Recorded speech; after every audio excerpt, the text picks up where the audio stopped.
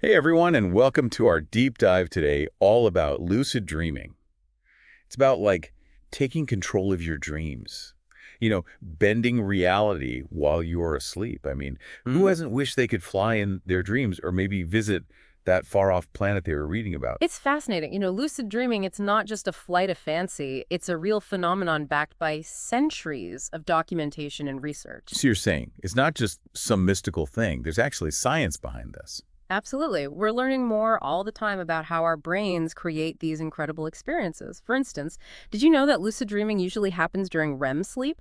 That's the sleep stage where our brains are super active and our dreams are the most vivid. Okay, that makes sense. But what makes a lucid dream different from a regular dream? That's where things get really interesting. In a lucid dream, you're aware that you are dreaming. It's that, wait a minute, this isn't real moment. But instead of waking up, you stay in the dream and potentially gain control over it. Wow. So it's like you're conscious within your own dream. Right. Precisely. And what's even more fascinating is that recent research suggests that we don't necessarily learn to lucid dream, but rather we remember how to. Some studies have shown that lucid dreaming is actually quite common in young children, almost like it's an innate ability that we lose touch with as we grow older. Hold on. Are you saying we're all born with the potential to lucid dream? It's a compelling idea, isn't it? And the science seems to support it. Researchers have found that during lucid dreams, there's increased activity in the prefrontal cortex, the part of our brain responsible for self-awareness and decision-making. This could explain that aha moment when you suddenly realize you're in a dream. So our brains are actually working differently when we're having a lucid dream. That makes me wonder, are some people just naturally better at lucid dreaming than others? That's a great question, and it seems like there might be a genetic component to it. One of the articles we looked at mentioned that lucid dreaming tends to be more prevalent in certain families. So it's like inheriting a knack for dream control. That's pretty wild. Hmm. Some people might think this all sounds a bit too good to be true. Are there any downsides or challenges to lucid dreaming? Well, like anything else, it's important to approach it with a healthy dose of caution, especially if you're trying techniques that involve interrupting your sleep. Make sure you are still getting enough rest overall. Sleep deprivation can have some serious consequences for your well-being. Right, that makes sense. So it's all about finding a balance. Exactly. And it's also worth noting that lucid dreaming might not be suitable for everyone, particularly for individuals with pre-existing mental health conditions like anxiety or sleep disorders. It's essential to consult with a healthcare professional before trying any lucid dreaming techniques. That's good advice. Safety first, right? So we've talked about the science and some potential challenges, but let's get to the good stuff. What are the benefits of lucid dreaming? I mean, why would someone want to put in the effort to learn how to do this? Well, imagine a world where you can literally fly through the air, explore exotic landscapes, even have conversations with fascinating characters, all within your control. It's a world of pure imagination and limitless possibilities. Okay, that sounds pretty amazing. It's like stepping into your own personal movie. Precisely. And beyond the sheer fun factor, lucid dreaming offers a range of potential benefits. For instance, both the Texto Pagado source and one of the Medium articles highlight how lucid dreaming can be used to overcome nightmares. Wait, really? How does that work? Imagine yourself in a nightmare, but this time you are aware you are dreaming. You can choose to confront the source of your fear, maybe even change the scenario completely. It's about taking back control and transforming those negative dream experiences into something positive. So it's like facing your fears head on, but in a safe space where you have the power to change the outcome. That's a great way to put it. And the benefits go beyond conquering nightmares. Lucid dreaming can also be a powerful tool for boosting creativity and problem-solving skills. And how does that work? I'm intrigued. Think of it as a mental playground where you can experiment with different ideas and scenarios without real-world consequences. You can practice a presentation, rehearse for a difficult conversation, or even try out different solutions to a problem you've been struggling with. Wow. It's like having a virtual reality simulator for your mind. Exactly. And another compelling benefit mentioned in both the Medium article and the Brightside video is the potential for overcoming fears and phobias. You mean like a fear of heights or spiders? How is that possible through dreaming? It's similar to exposure therapy, but within the safe and controlled environment of your dream. You can gradually expose yourself to the source of your fear and learn to manage your anxiety in a way that feels less threatening. That's incredible. So it's like a form of self-therapy within your own mind. You could say that. Mm-hmm. And last but not least, there are potential benefits for sleep quality and mental well-being. The Medium article points out that lucid dreaming can help you achieve a deeper, more restful sleep. It also allows you to explore your emotions and fears in a safe and controlled environment. That sounds pretty amazing. Yeah. So it's like giving yourself a mental spa day in your dreams. Exactly. It's about tapping into the power of your own mind to improve your overall well-being. Well, I'm definitely starting to see the appeal of lucid dreaming. It's not just about the fantastical experiences. It's about personal growth, healing, and even improving your sleep. Now, how do we actually get started with this? How can we learn to control our dreams? That's what we'll dive into next. There are a variety of techniques for inducing lucid dreams, from simple reality checks to more advanced methods. Okay, I'm all ears. This is where it gets really interesting. So you were saying there are actual techniques that we can use to have more lucid dreams. That's pretty mind-blowing. Where do we even begin? Well, one of the most common and accessible techniques is called reality testing. It's all about getting into the habit of questioning whether you are dreaming throughout the day. Okay, how do we do that? You can try simple checks like looking at your hands or clock. In dreams, things often appear distorted or inconsistent, so if you notice something strange, like your fingers changing shape or the time jumping around, it could be a sign you are dreaming. I like that. It's like turning your day into a scavenger hunt for dream clues. Exactly. And one of the articles, the one by Positive Affirmations, it mentioned that the more you practice reality testing throughout the day, the more likely you are to start doing it automatically in your dreams. So it's like training your brain to spot those dream signs so Yeah. you can become lucid. Precisely. Another technique that's often recommended is called MILD, which stands for Mnemonic Induction of Lucid Dreams. Mnemonic. Sounds fancy. It's simpler than it sounds. It's all about setting a strong intention before you fall asleep to remember that you're dreaming. So it's like giving yourself a mental reminder. Yes, you can repeat a phrase like, I will know I'm dreaming, or visualize yourself becoming lucid in a dream.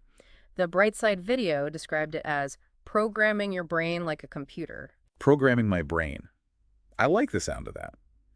But what if I'm someone who has trouble remembering my dreams in the first place? That's where dream journaling comes in. It's one of the most valuable tools for anyone interested in lucid dreaming. A dream journal. You mean just writing down my dreams as soon as I wake up? Exactly. Keep a notebook by your bed and jot down everything you can remember, even if it's just fragments or feelings.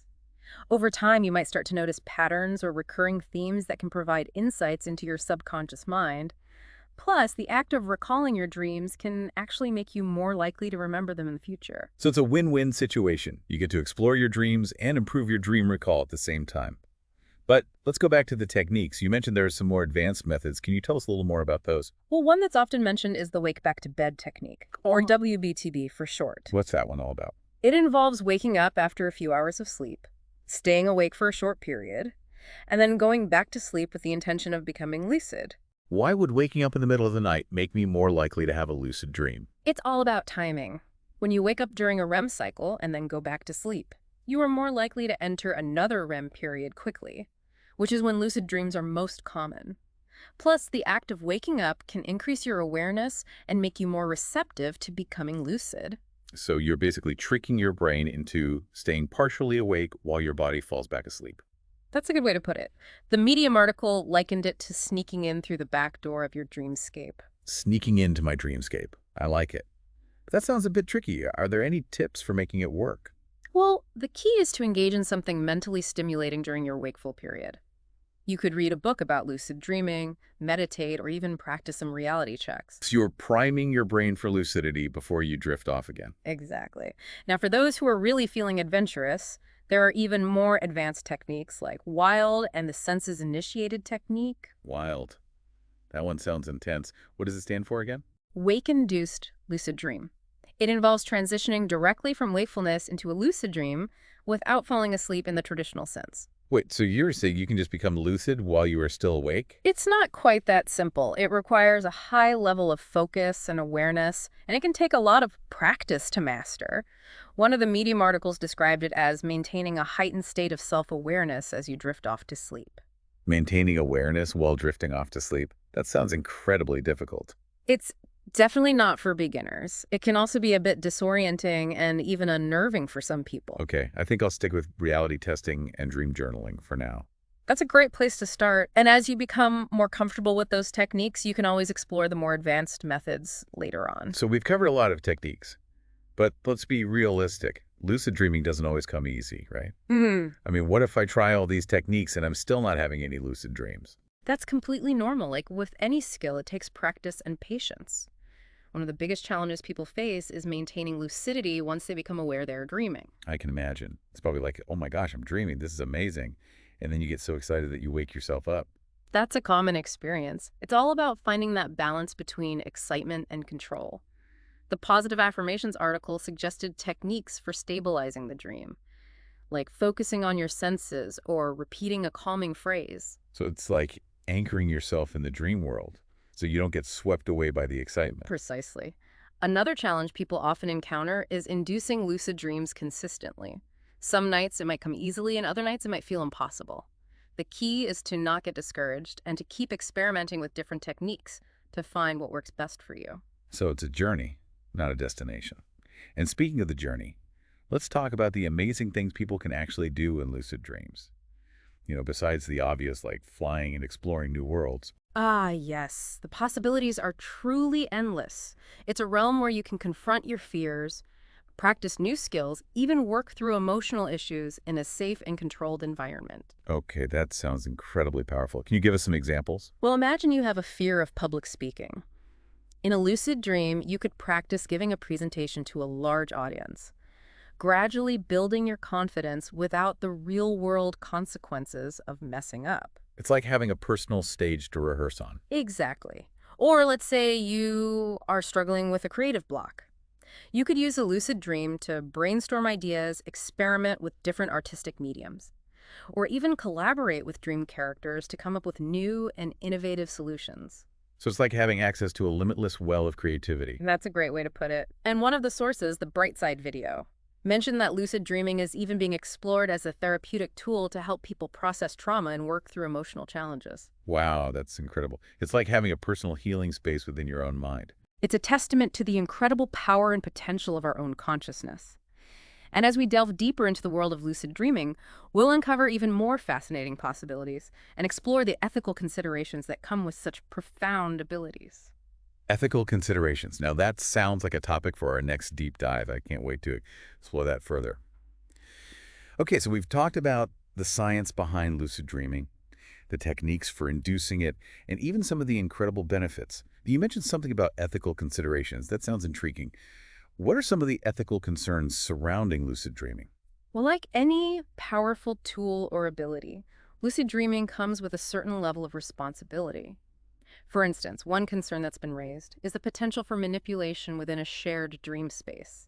Could someone use their dream control to influence another dreamer's experience without their consent? It's a question that raises some complex ethical dilemmas. Wow, I hadn't even thought about that. So it's like the whole idea of dream ethics. It makes you wonder, even though it's a dream world, do our actions still have consequences? That's a fascinating question. Some people believe that our dreams are a reflection of our subconscious mind, and that our actions within those dreams can have an impact on our emotional well-being. So even though it's not the physical world, there's still a sense of accountability for our choices and behaviors. It's like that saying, with great power comes great responsibility. But even with those ethical considerations, the possibilities of lucid dreaming are still pretty mind-blowing.